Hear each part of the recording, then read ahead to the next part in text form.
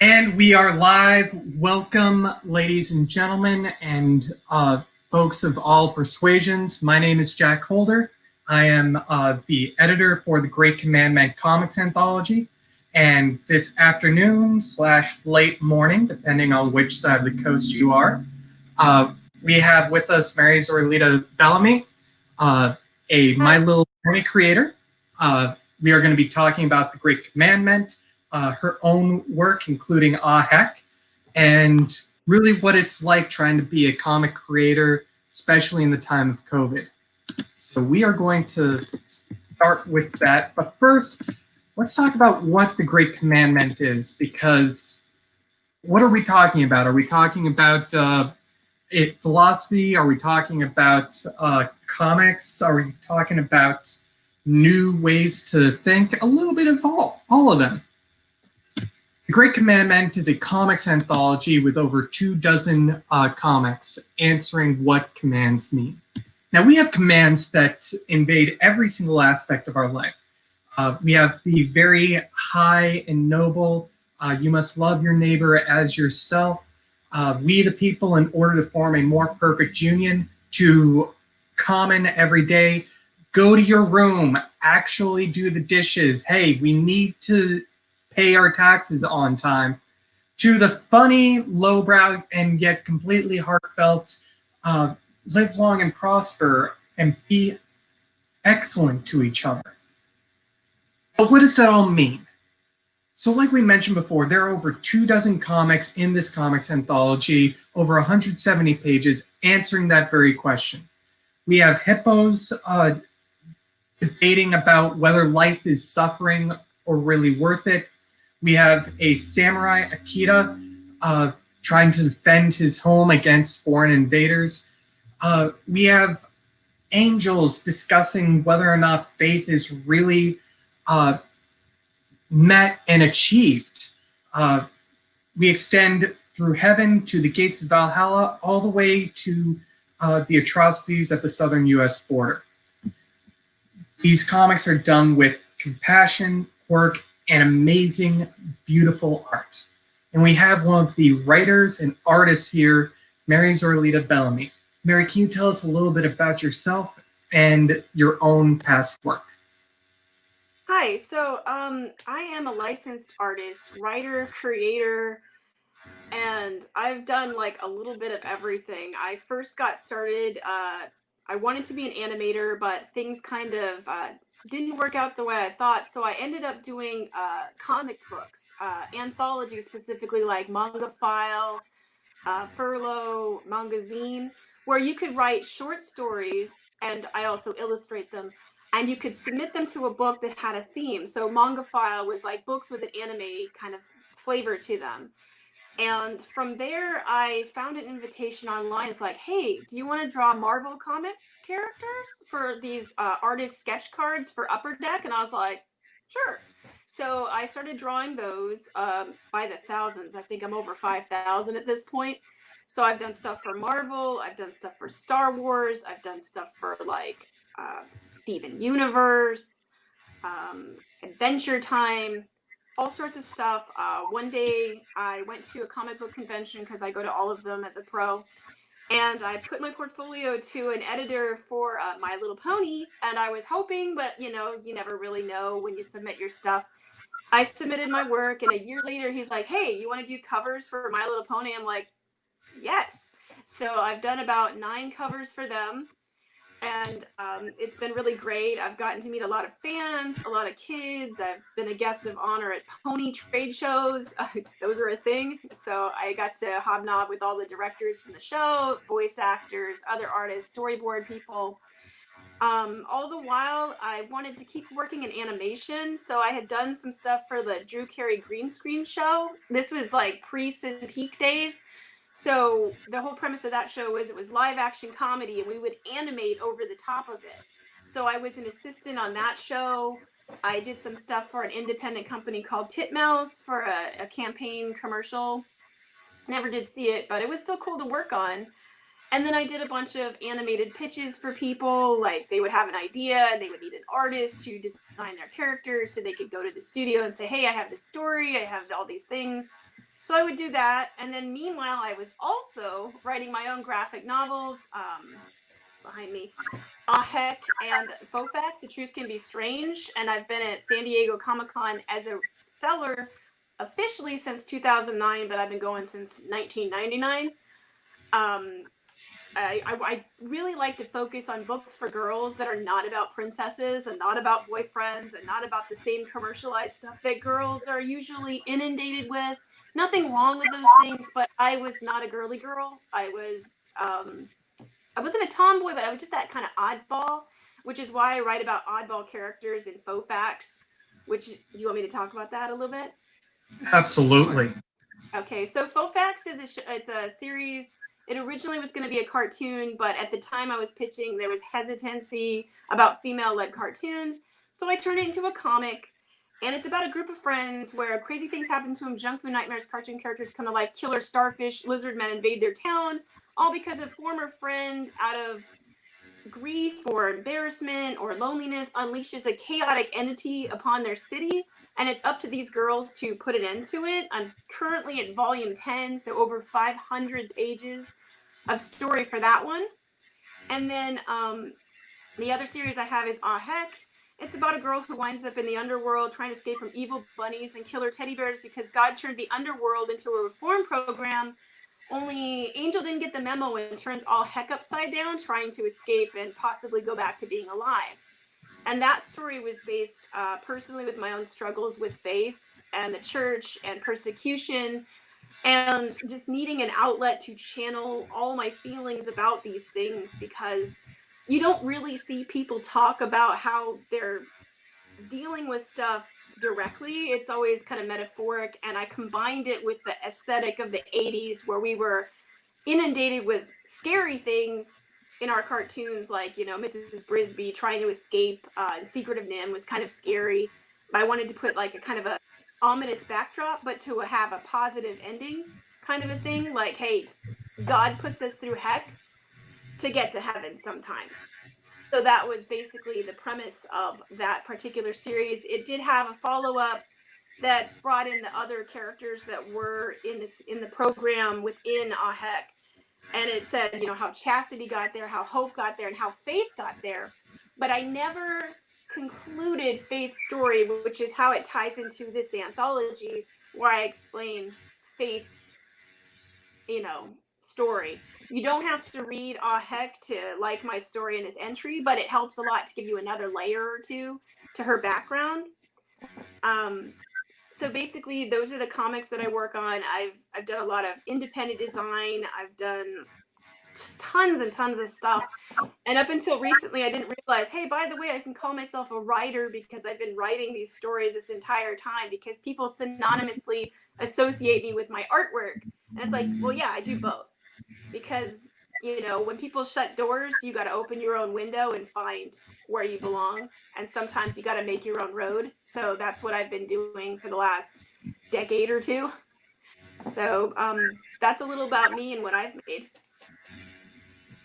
So what we're seeing right now is someone who I think we would call you both an independent and a freelance creator. You've worked with some major companies that people would immediately perk up and go, oh my God, My Little Pony and Marvel and DC and all these really big companies. And at the same time, you're doing your own work that really delves into these bigger questions. Heck, I didn't even know about it. And then for the second book, you're like, I'm gonna focus on faith, and faith is actually a character, and we're going to really peel back the layers of what it means to have faith in a world that sometimes may feel more painful than hopeful.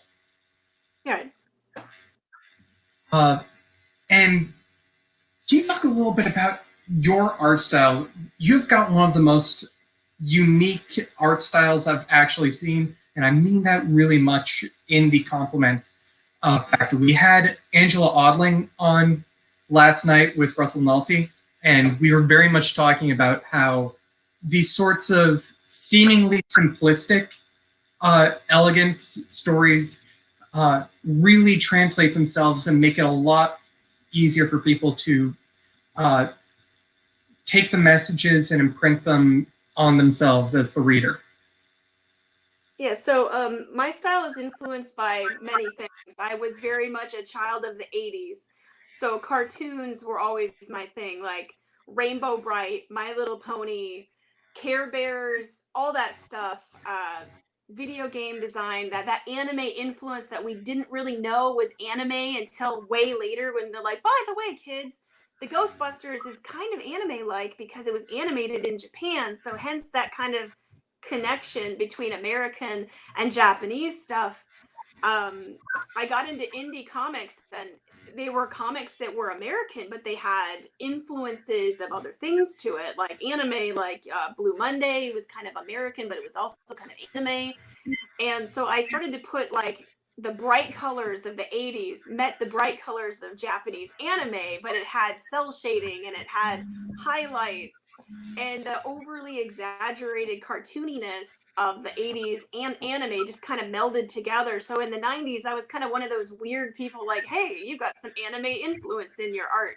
And it was kind of actually a turnoff when I would pitch early on because people are like, ew, get that anime out of my story, get that cartoon stuff out of here. And now it's like everywhere. You can't help but see it everywhere. But I really loved the large emotive eyes. Even the 80s cartoons, if you go back, the giant eyes, which give you emotions and feelings, and you can see into the story. It's great when some series have muted colors, but for me, the eye candy really pops, and it gets people to draw the character you into the character's world when it looks like fiction, but the story reads like reality. So my characters have thematic colors. Um, like Angel from A Heck is green, and in my universe, green is always symbolic of death. So whenever you see someone with green hair or the green background or the green highlights, you're like, who's gonna die right now? You know? And purple is kind of like a character that is asexual who isn't in romantic and situations, and that cool pulled back personality type. So Faith is primarily colored purple because she has cut off her relationships from people. She's pulled back from the world as she sees it. And so I really like to use those contrasting colors to really talk about my story, like who is an active character, who is a background character, and then really just push it. So it seems simplistic and it seems cute, but there's a deeper meaning with the story itself. So you don't want to compete too much, like with having 1,000 details on a character when the whole point is the story. Precisely. And this is one of the things I actually love about being in the indie comics world is you get every influence has just been thrown into the mixture of reading these comics. You're going to see classic American cartoons, like you will see the influences from Doonesbury, Garfield, Foxtrot, Family Circus, but at the same time, you're going to see anime. You're going to see the '90s super buff superheroes from Image and Marvel. You're going to see European and Italian, specifically styles. And what I love here, you're the first one that really wanted to talk about straight color. And as a writer, very much, unless you're trying to really say almost like Green Lantern, these colors mean something, you're like, let me just let the artist figure out color, because that will probably make things go a lot easier. Is it easier for you because you're for so much of your work you are both writer and artist? I think in a way it's easier if like I've been writing an actual novel, like a literary novel, so there's kind of that visual element is taken out. So for me doing comics is more natural because I can draw out a thumbnail. I can say this character is feeling cold and distant and everything around them seems fake, so all the colors are drained out or all the thing there's like a shade, like in Ah Heck during Angel's story, everything has this green tint to it when she's in one world, and when she goes to the next world, everything's got a pink tint to it, and when she goes to the next world, everything's got a blue tint to it, and it just sets the scene that you're in different places.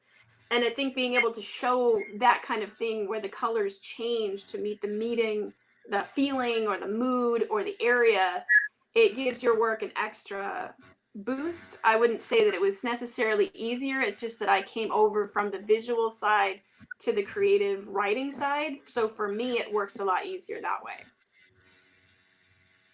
Wonderful. Let's jump back into Ah Heck and Have a Little Faith. Why did you choose to focus on faith for this particular anthology? Because we were this was about interpretation and personal drive. How did you go from there to let's go back to Ah Heck? So basically, the message of the book is how we interpret the orders like that we get. How do we feel? And Faith was one of those characters that I left open-ended because her whole crux of her problem was when she was alive, her mother got very sick. And they were in Victorian times. And she had two sisters, but her mother ends up becoming very ill. And her sisters say, pray, pray, have faith. Have faith that your mom will pull through. So she prays and she prays, and her mom dies. And it breaks her right at that point where she's like, what's the point of having faith if my mom still dropped dead? You know, and she becomes very anti-spiritualism because in the Victorian era, people were table talking and all that stuff. So she's like, I'm only going to have faith in stuff I can prove, stuff that's written in books, which is ironic because biblical, but you know, I'm only going to have faith in this stuff. And the last point I left her was that she saw Angel escape, but she started to leave, but she didn't even have the faith in herself to think that maybe she could escape Heck. So she pulled back and she watched and she waited until it was too late. And so even Chastity, another character from Ah Heck, even she has a revelation and makes a choice, and things change for her.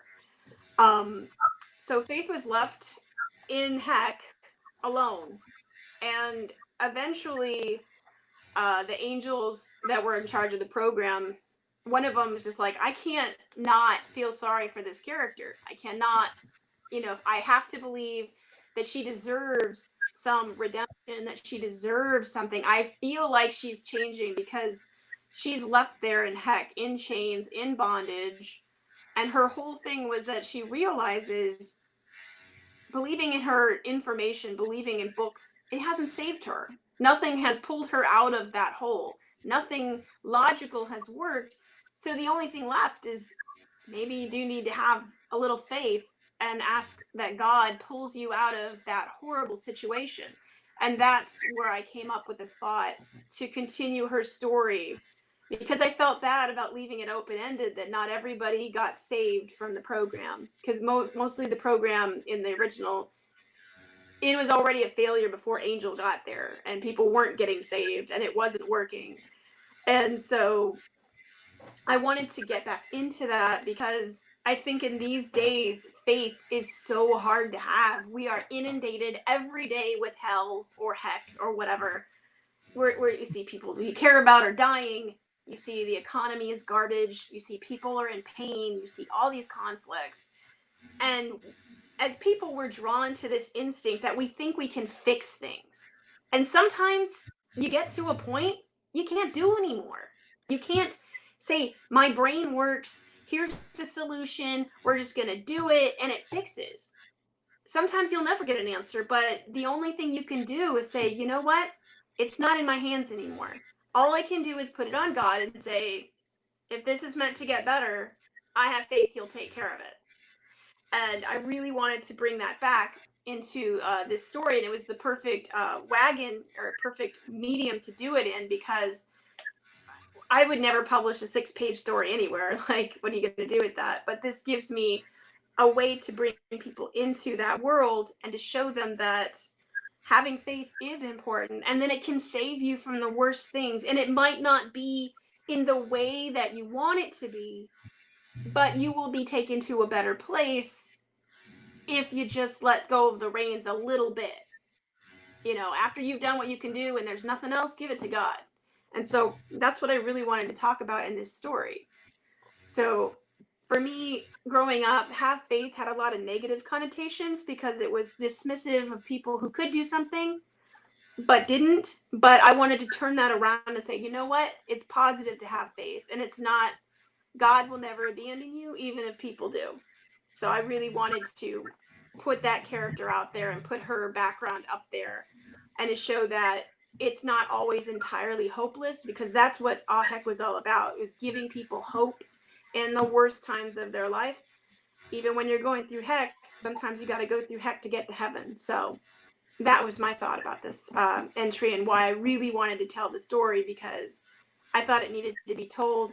And I'm also a bit of a method actor because it's been years since I finished the second book for Ah Heck, and now the revelation between that character and this story makes the perfect timing. So I thought that would be a good twist into it. Talk about perfect timing. When we're talking about having faith in a time that makes things a little bit even more hopeless, while this creation process is going on, a pandemic hits. You were a part of the Why Faith anthology. This next one was triple the size, and if you take into account everything that was probably going on, probably 10 times the external strain that was going on. Did the fact that we were in the midst of this pandemic, did that add more stress, or did it change the creative process for you? I think I'm that outlier. I'm the weirdo, but I have always been under stress. I've been through some crazy things. I've had enormous amounts of loss in my life. I fought my way out of a wheelchair. I've dealt with just immense things that were crazy and out of this world. So for me, this environment, while it might be crazy hard for other people, I've become kind of numb to the fact that I've been isolated for a long time. So my way of focusing and dealing with things is to just put all those feelings and shove it into my work and put it in there, because nothing gets done and nothing makes you feel better by being sitting there and being anxious. Sitting there and worrying won't change your situation. So I figured, you know what? Why don't I put it into something positive? Tell this story that I've been thinking about telling for a while now. It's the perfect medium, it's the perfect message. And I just keep working. I mean, it's like Walt Disney said, keep moving forward, just keep moving forward. Mm-hmm. Sometimes it's all you can do. Is like, I can't stop this virus from killing people. I recently just lost someone. I can't I can't fix the economy, but I can do small things. And that's my power, is to put my all my effort into something. And if it can make someone's life a little brighter and if it can give somebody a little hope, that's what I can do. And it might not seem big in the scheme of things, but you never know. Like when you walk up to somebody and they're having a bad, say, hey, how you doing? Hey, you're awesome. And you don't know that that tiny little thing might have saved somebody from going over the edge. you know so all you can really do is put out something that gives you feelings, or gives other people hope, or puts you in a position to maybe make a little bit of change. When it doesn't seem like it matters, it does. You just might not always see it. So I just figure it's better to focus on what I can do than what I can't do. And that's why I decided to keep working through all of this insanity. It's just the best thing you can do is to keep moving forward. Precisely. I remember all the jokes from like late night guys that have been like, I've got all this sourdough bread in my house now. I'm like, for the first time since like the 80s or 70s, everyone's actually using their bread makers. Like, this, I am going to defeat this pandemic not by curing it, but by making sure everyone gets a proper amount of wheat and gluten, and it's going to be delicious at the exact same time. That is what we wanted to do also with things like The Great Commandment. We wanted to tell stories that have meaning, that have purpose, but are also really fun stories.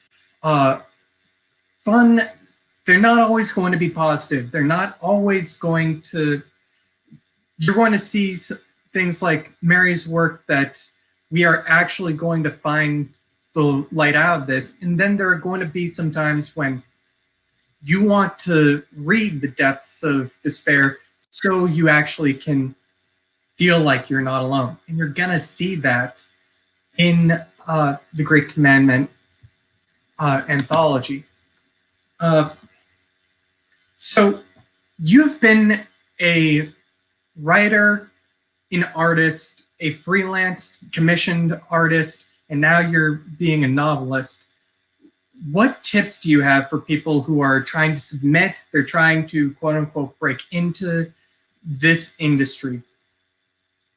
Start small. Don't go for your magnum opus. Your first work might totally suck. And it's not your fault. And it's not anything to be ashamed of. When I think of the very first Heck that got published in 90, I drew it in 99. I cringed like, oh God, burn it with fire. I didn't know how to do text. Like, I didn't know how to, like, this was back in the day where you'd have to, like, put it in Photoshop 4 with one layer and hope that you didn't mutilate your art. But start small. Start with a short story. Start with something you could tell in like 5 pages.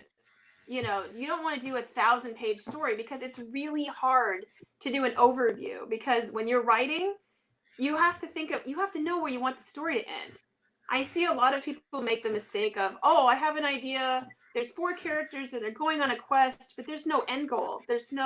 I don't know what's going to happen. No, you got to know that at the end of the story, maybe a character dies, another character finds out that this quest really wasn't about finding an emerald or something. It was actually about finding his identity, or whatever your story is. Have a clear beginning, middle, and end. Don't get married to something. If you find out your story's not working, you can throw it away. You don't have to spend your next 1,000 years working on the same thing if you find it doesn't work. Maybe you could gut your story, take elements that you really liked, and put it in a new story.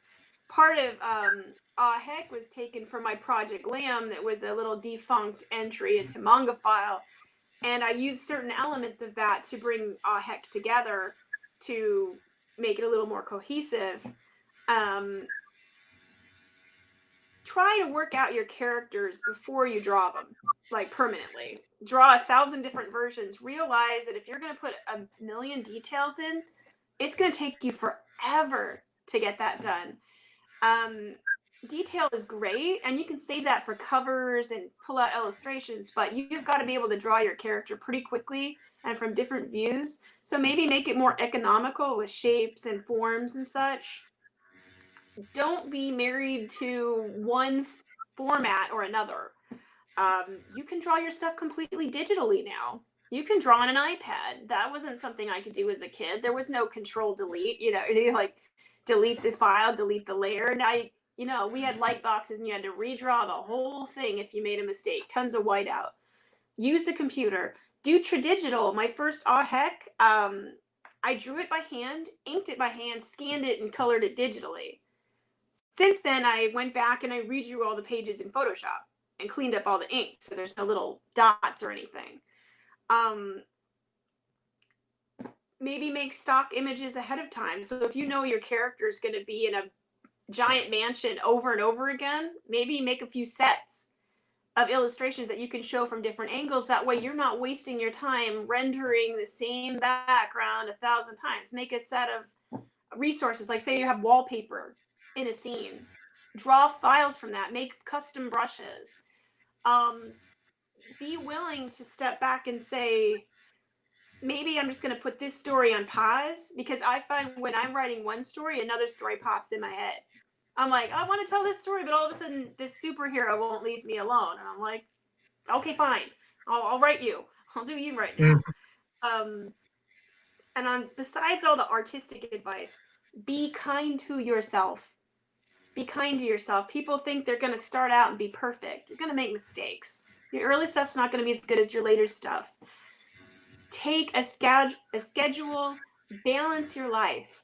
You don't want that horrible work balance that you're working 16 hours a day and you have no time for yourself. You're not eating right. You're not exercising.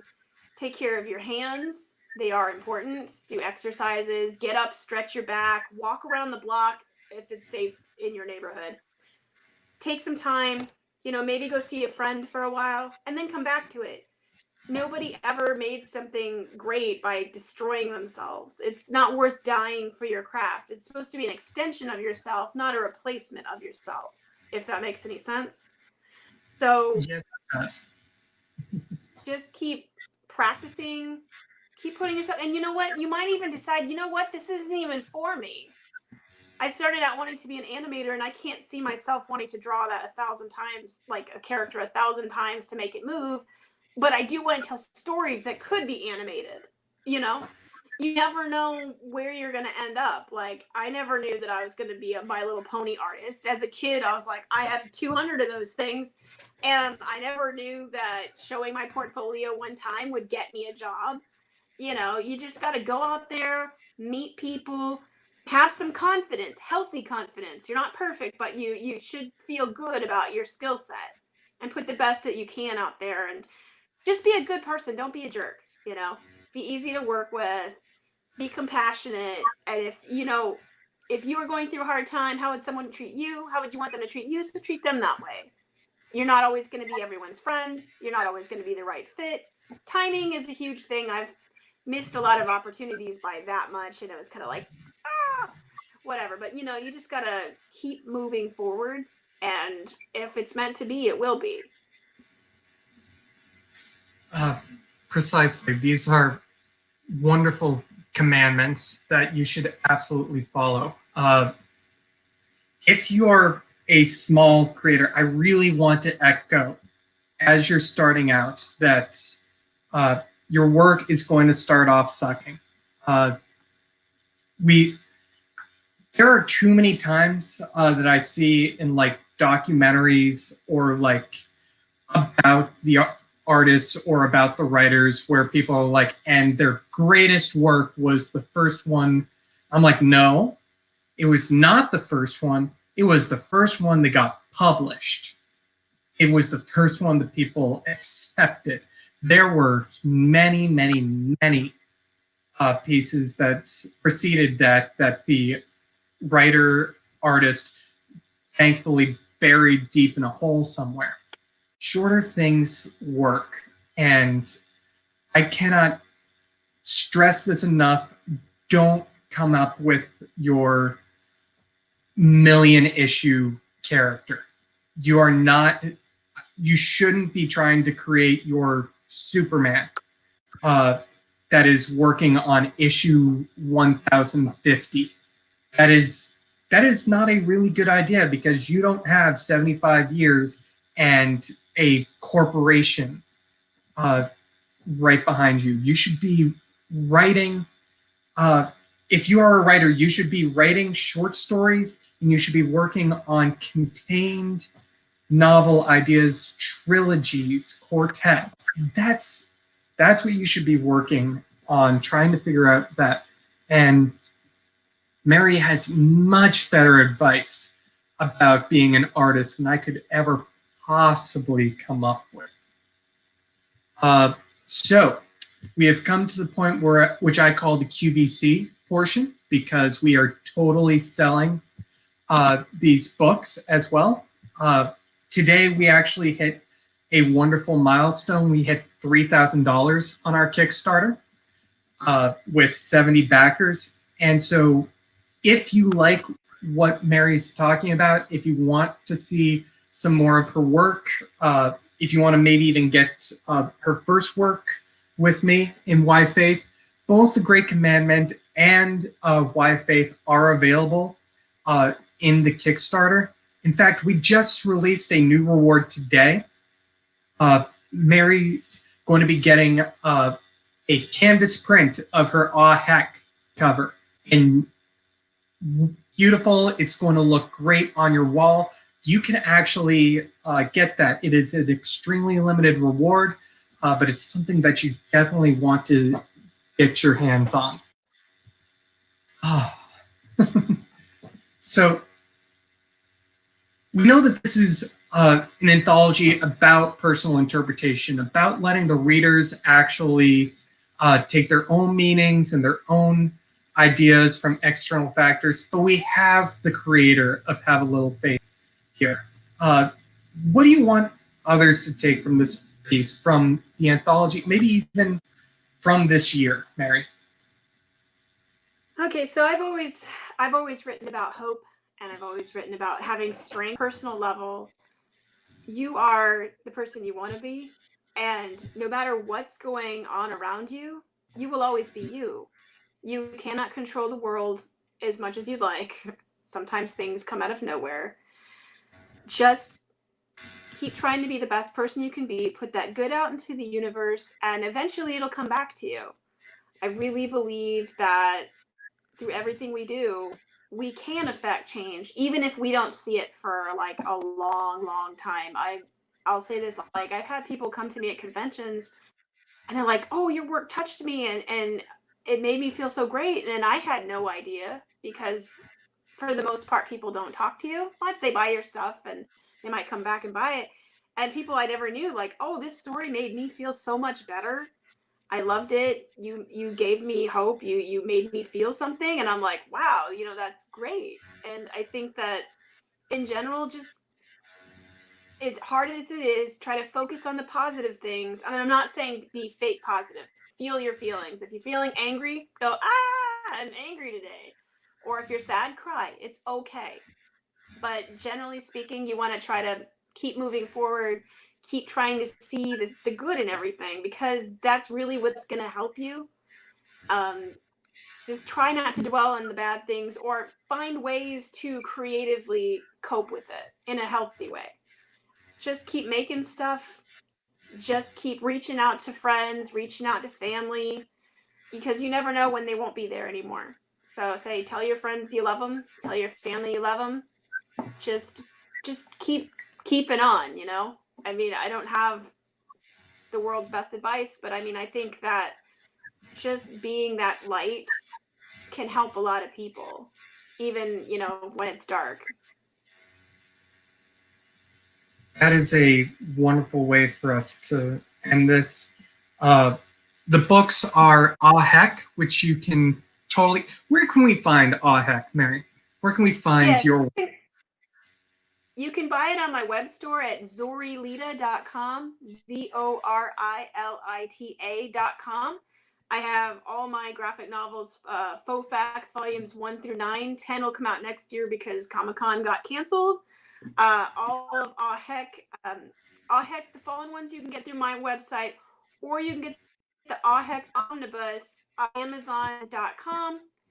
And you can buy commissions, stickers, all sorts of stuff on my website. And if you just want to look at my personal website, it's marybellamy.com. And you can find me anywhere under Zorilita, like Instagram, Twitter, Tumblr, YouTube. Wonderful. All right. Thank you all so much for watching this latest interview. Please keep posting your comments. Please posting your questions. We will try and get to them at a later date. Tomorrow at 9 p.m. Eastern, I will be interviewing to be or not to be creators, A.A. Rubin and Christina Castro. It's going to be absolutely wonderful. Bees, baseball, and they're the commands that are actually pretty similar between the two. And definitely back the Great Commandment. We are fast becoming one of the most successful Kickstarters I've been a part of. And that is all thanks to you, to Mary, and the amazing creators that this is a part of. So thank you all so much for watching. Have a blessed rest of your day. Take care, and thank you. Bye. Bye.